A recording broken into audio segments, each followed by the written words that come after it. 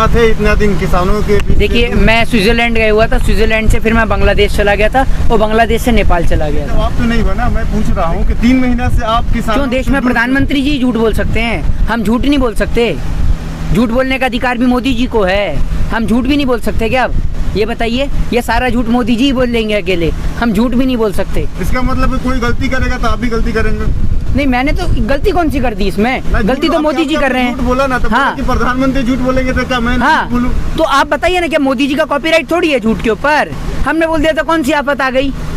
कोई आफत आ गई? इसका मतलब है अरे भैया, 3 महीने से सुनिए, 3 महीने से हम बंगाल में थे और वहाँ से मोदी सरकार का सुपड़ा साफ करके आए। आपने देखा कि वहाँ पर जो ये सोनार बंगला बनाने की बात कर रहे थे, जो वहाँ पर बात कर रहे थे 200 प्लस सीट की, 100 क्रॉस नहीं कर पाए ये, तो वहाँ पर इनको कड़ा तमाचा पड़ा है, इन्हों को हार का सामना करना पड़ा है। और देश का किसान अब तैयार है पूर्ण रूप से उत्तर प्रदेश की ओर कूच करने के लिए।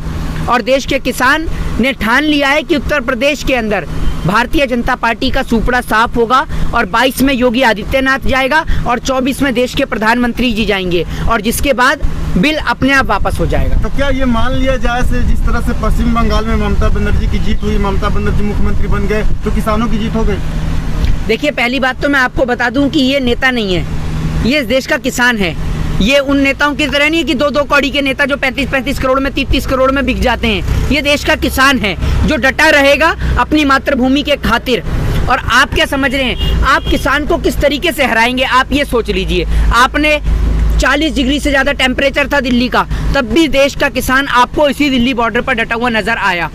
जब इस देश के अंदर ठंड हुई तब भी देश का किसान इन्हीं बॉर्डर पर नजर आया, जब बारिश हुई तब भी देश का किसान इसी बॉर्डर पर नजर आया। देश का किसान तब तक इस बॉर्डर पर डटा रहेगा जब तक देश के किसान का बिल वापसी नहीं होगा। किसान डटा हुआ है, सर्दी भी गुजार दी, गर्मी भी गुजार रहे हैं, कड़कती धूप चल रही इस वक्त तड़पती हुई, लेकिन सॉल्यूशन अभी निकल नहीं रहा है। 6 महीने से प्लस हो गए, तो सॉल्यूशन कैसे निकलेगा? सॉल्यूशन तो देश के किसान ने निकाल दिया है, सॉल्यूशन का ऑप्शन अब सरकार को दिया है। किसान को सॉल्यूशन की जरूरत नहीं है, किसान का तो फिक्स है, किसान का माइंड पूर्ण रूप से फिक्स है कि बिल वापसी तभी घर वापसी। सॉल्यूशन तो अब सरकार को ढूंढना चाहिए अपनी कुर्सी बचाने का, कि अब सरकार के पास एक ही मौका है कि अगर सरकार यूपी चुनाव से पहले ये बिल को वापसी ले ले और देश के किसान से माफी मांग ले, तब पास नहीं बचा जिस कारण से अपनी कुर्सी को बचा सके। लेकिन किसानों पे आरोप लग रहा है कि किसान हिंसा का रूप लेते जा रहे हैं। सिंगू बॉर्डर पे इस तरह की खबरें आ रही है, हरियाणा में इस तरह की खबरें आ रही है कि पुलिस के ऊपर ये लोग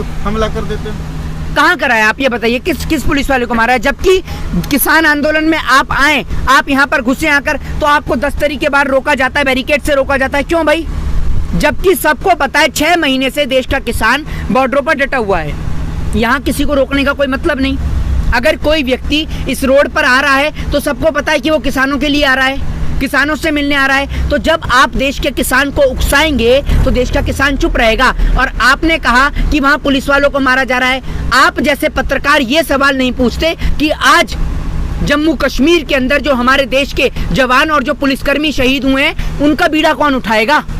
आज आपको पता है क्या हुआ जम्मू कश्मीर के अंदर? नहीं पता होगा आपको, क्योंकि आपको तो ये पता है कि मोदी जी ने थाली कब बजवाई थी, दिया कब जलवाया था और टॉर्च कब जलवाया था। आपको तो मोदी जी की वाहवाही से फुर्सत नहीं है। लेकिन जिस तरह से आरोप लग रहे हैं किसानों पे, तो वो तो मैं हम सवाल करेंगे ना किसानों से आपके ऊपर आरोप लग रहे हैं। अंजना ओम कश्यप आज तक के टीवी डिबेट में कहती है कि टिकैत साहब, अगर किसी एक आदमी को कोरोना हुआ तो आपको पता है कितने लोगों को वो संक्रमित कर सकता है। तो किसानों पे मतलब कि कोरोना फैलाने का भी आरोप लग रहा है। एक बात आप मुझे बताइए, इस देश के अंदर जब लॉकडाउन होता है, ठीक है, जब इस देश के अंदर नेता ऐसे लॉकडाउन करते हैं और चुनावी रैलियां ऐसे करते हैं कि जैसे लॉकडाउन करके दुकान खोल के इस देश का व्यापारी जो है वो कोरोना बांट रहा हो, और चुनावी रैलियां ऐसे करते हैं जैसे चुनावी रैली ना करके कोरोना की वैक्सीन बांट रहे हों। जब चुनावी रैली होती है तब इस देश के अंदर नहीं होते। कितने लोग संक्रमित होते हैं? क्या चुनावी रैली में नहीं होते? या फिर चुनाव क्या कहता है कोरोना कि जब चुनाव होगा तब मैं बाहर नहीं निकलूंगा, सैटरडे संडे में घर से बाहर नहीं निकलूंगा, ये कहता है कोरोना है? कि आप कोरोना ना आपके 5 रुपए वाले मास्क से डरता है ना सैनिटाइजर से डरता है, कोरोना डरता है तो चुनावी रैलियों से, ये कहता है कोरोना।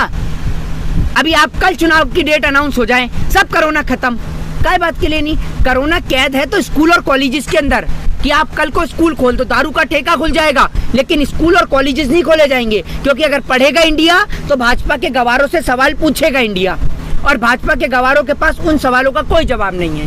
भारत के प्रधानमंत्री और गृह मंत्री ने एक बयान दिया कि गृह मंत्री? हाँ, गृह मंत्री। देश में गृह मंत्री भी हैं?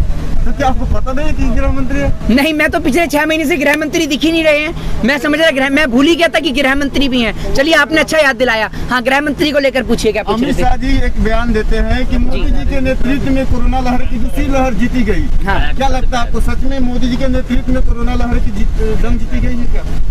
अभी ये डिसाइड कर लीजिए कि मोदी जी के नेतृत्व में जीती गई है या बाबा रामदेव के नेतृत्व में जीती गई है, ये आप डिसाइड करिए। अरे भैया, इस देश के कितने ना जाने स्वास्थ्य कर्मियों ने, ना जाने कितने डॉक्टर्स ने, कितने अपने परिवारों को खो दिया, कितने लोगों ने अपने घर और परिवार को खो दिया, और आप कहते हैं मोदी जी के नेतृत्व में। मोदी जी के नेतृत्व में तो बिहार का चुनाव लड़ा गया, मोदी जी के नेतृत्व में तो बंगाल का चुनाव लड़ा गया, बस ये काम किया गया है। भारत के प्रधानमंत्री देश को संबोधित करते हुए कहते हैं कि फ्री में वैक्सीन दिया जाएगा। वही दूसरी तरफ देखिए तो जब लोग मर रहे थे तो उस वक्त सारे मंत्रिमंडल उनके चुपचाप थे, न प्रधानमंत्री न गृह मंत्री कोई नहीं बोल रहे थे। तो क्या लगता है अब लोगों तक वैक्सीन फ्री में पहुंचेगा? देखिए, ये जो देश का किसान बैठा हुआ आपको आज नजर आ रहा है ना, ये देश का किसान कोरोना के दौरान यहाँ किसान आंदोलन पे नहीं बैठा था। ये उन तमाम जगहों पर गया जहाँ पर इस देश के अंदर लोगों को कमी थी, ऑक्सीजन की, वेंटिलेटर की, बेड्स की, मेडिसिन की।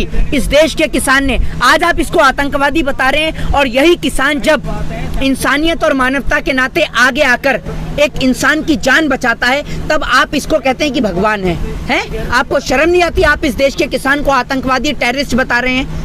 मोदी जी से ज्यादा अगर कोरोना की कहर में काम करा है तो इस देश के किसान ने करा है, और मोदी जी को देश के किसान से माफी मांगनी चाहिए, और देश के किसान से कहना चाहिए कि हमने जो आपको आतंकवादी कहा, ये हमारी गलती थी, ये हमारी गलतफहमी थी, और देश के किसान से माफी मांगनी चाहिए। अगर अभी भी इन्हें शर्म है तो देश के किसान से माफी मांगे और बिल को वापसी ले। भारत के प्रधानमंत्री ये भी बयान देते हैं कि 80 करोड़ जनता को फ्री में राशन देंगे।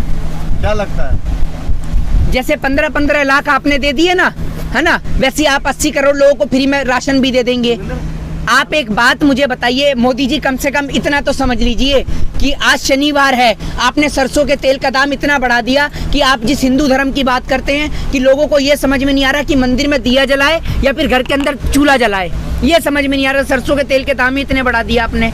पेट्रोल ने सेंचुरी मारी, सरसों का तेल 200 के पार। कहाँ गया है इस देश का चौकीदार? पूरे देश की जनता ढूंढ रही है। वो तो कहते हैं संबित पात्रा के वर्ल्ड लेवल पर क्राइसिस है, इसलिए महंगाई सभी देशों में है। हाँ, वो इनके नेता तो, कुछ नेता तो यूं भी कहते हैं कि अब सरसों के तेल में मिलावट नहीं आ रही है, इसलिए सरसों के तेल के दाम जो है वो बढ़ गए हैं। इनके पास ऊट पटांग लॉजिक है, इनके पास कोई पढ़ा लिखा लॉजिक नहीं है। एक गाय के बच्चे को भी ये पता है कि माँ का दूध पीऊंगा तो ताकत आएगी, लेकिन इनको गाय के दूध से ज्यादा गाय का मूत्र पसंद आता है, गोमूत्र पसंद आता है, और ये लोग वही पी रहे हैं।